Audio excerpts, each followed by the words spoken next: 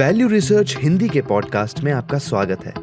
आप सुन रहे हैं फर्स्ट पेज कॉलम, जिसे धीरेन्द्र कुमार ने लिखा है। रेगुलेशन से फीस कम हो सकती है, लापरवाही नहीं। नियम की ये सख्ती स्वागत योग्य है, लेकिन ये निवेशक की सतर्कता की जगह नहीं ले सकती। सेबी ने म्यूचुअल फंड रेगुलेशंस में बड़े बदलावों का प्रस्ताव देते हुए एक कंसल्टेशन पेपर जारी किया है। इससे जुड़ी जिन बातों पर चर्चा हो रही है, उनमें से एक बड़ा हिस्सा फंड के खर्चों की संरचना को फिर से परिभाषित करने का है। यह अच्छी खबर है, हालांकि शायद उन वजहों से नहीं जिनकी आपको उम्मीद हो। प्रस्तावों में कुछ महत्वपूर्ण संशोधन शामिल हैं। रेगुलेटर एक अजीब सी 5 बेसिस पॉइंट की फीस को हटाना चाहता है, जिसे एग्जिट लोड वाली स्कीमों पर लगाया जा सकता था। यह 2012 का एक अस्थायी प्रावधान था, जो अपनी ज़रूरत से कहीं ज़्यादा समय तक बना रहा। और भी अहम बात यह है कि सेबी सभी सरकारी लेवीज को खर्च सीमाओं से बाहर रखने का प्रस्ताव दे रहा है। फिलहाल केवल मैनेजमेंट फीस पर लगने वाला जीएसटी ही इन सीमाओं से बाहर है, जबकि एसटीटी, सीटीटी और स्टैंप ड्यूटी खर्च सीमा में शामिल हैं। नए ढांचे में सभी वैधानिक शुल्कों को खर्च सीमा से बाहर रखा जाएगा।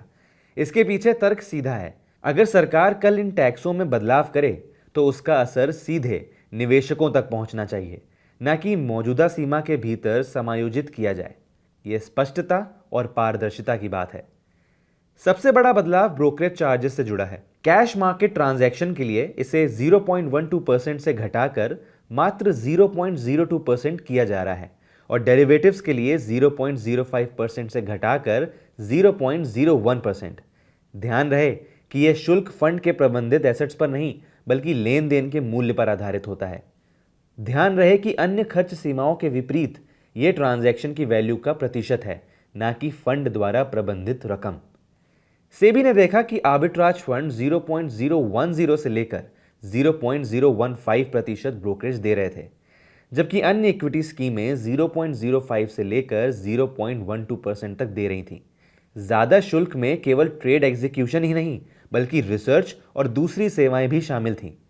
चूंकि फंड पहले से ही अपने मैनेजमेंट फीस के जरिए रिसर्च का शुल्क लेते हैं, इसलिए ब्रोकरेज के भीतर रिसर्च का खर्च जोड़ना निवेशकों से एक ही चीज को 2 बार शुल्क लेने जैसा है। यह सब थोड़ा तकनीकी जरूर लगता है और वास्तव में है भी, लेकिन जो बात आपके लिए मायने रखती है वो ये है।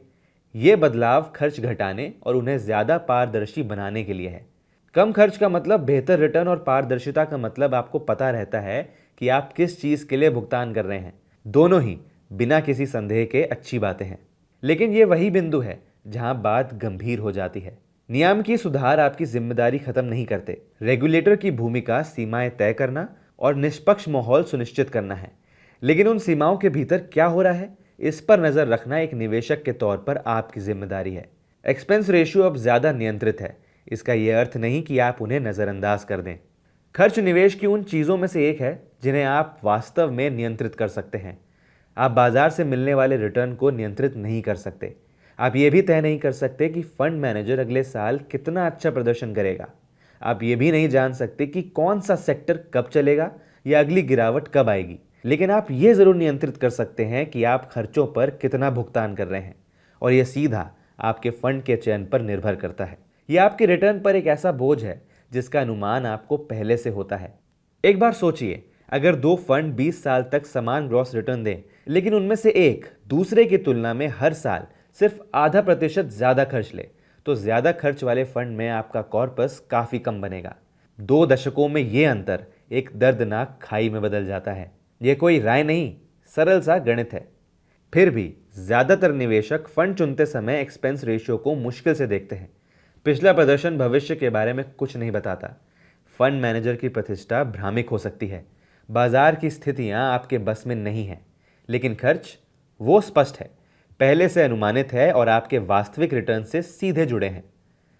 खर्च की संरचना पर लगातार नियम की समीक्षा स्वागत योग्य है, क्योंकि बहुत से निवेशक खर्चों पर पर्याप्त ध्यान नहीं देते।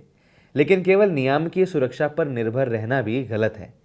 नियम केवल अधिकतम सीमाएं तय करते हैं और न्यूनतम निष्पक्षता सुनिश्चित करते हैं। वे आपके निवेश के फैसले नहीं लेते। इसलिए म्यूचुअल फंड चुनते समय एक्सपेंस रेशियो पर ध्यान दें। समान कैटेगरी के फंड्स से तुलना करें। समझें कि आप किस चीज़ के लिए भुगतान कर रहे हैं। यदि आप रेगुलर प्लान में निवेश कर रहे हैं तो ये पहचानें कि आप सलाह के लिए ज़्यादा शुल्क दे रहे हैं। यदि आप डायरेक्ट प्लान चुन रहे हैं तो सुनिश्चित करें कि आपको वास्तव में कम खर्च का फ़ायदा मिल रहा है। यह जांच मुश्किल नहीं है, लेकिन इन्हें देखने की ज़रूरत है।